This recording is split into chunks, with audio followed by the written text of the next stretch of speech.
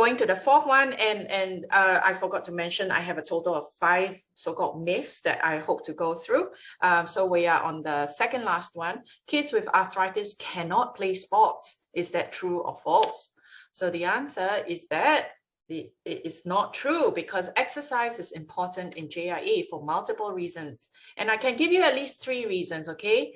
First one being that you need to build the muscles and strong bones. Earlier on, I alluded to the fact that we have to build up the bone mass before mid-20s. And why, besides strong bones, why do we need strong muscles? Because we have to support the joints. The muscles also improve the mobility of the joints such that it won't become stiff and kept in a fixed position. It helps also to prevent deformities of the joints. And here I mentioned that it will reduce the risk of osteoporosis. Second reason for exercise is that we want to maintain a healthy weight, as it's been shown that obesity or overweight children have reduced response to treatments. So for our standard treatments that we give to children with JIA, the children who are overweight and obese tend to not respond so well. Even with the same dose, they would end up needing to have higher dose, and even at higher dose, their inflammation still persists. So second reason why we need to maintain a healthy weight in everyone, and more so for children with JIA, is that extra weight puts stress on the joints. The joints are already inflamed and stressed, so we don't want to add extra load to it. And lastly, cardiovascular health is important.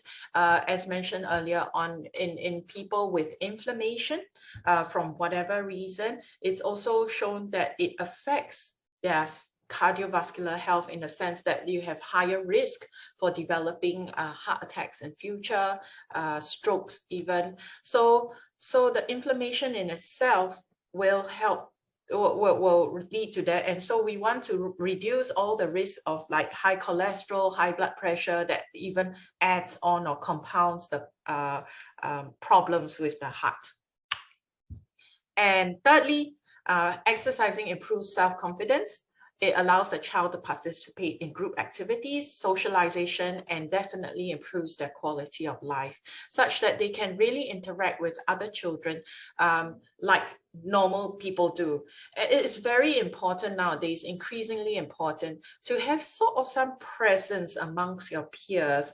Somehow bullying and just being left out, as long as you so-called you are left out from an activity, I find that the children end up being permanently left out, and they would then go on to experience a lot of psychological effects from that, like anxiety and depression, and it's definitely not something healthy for them in the long term.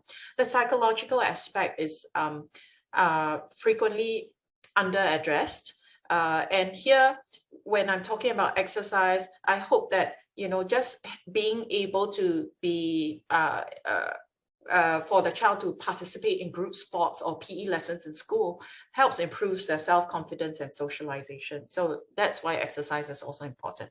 And very lastly, a small point is that recently there's some data that shows that proves that exercise triggers anti-inflammatory pathways.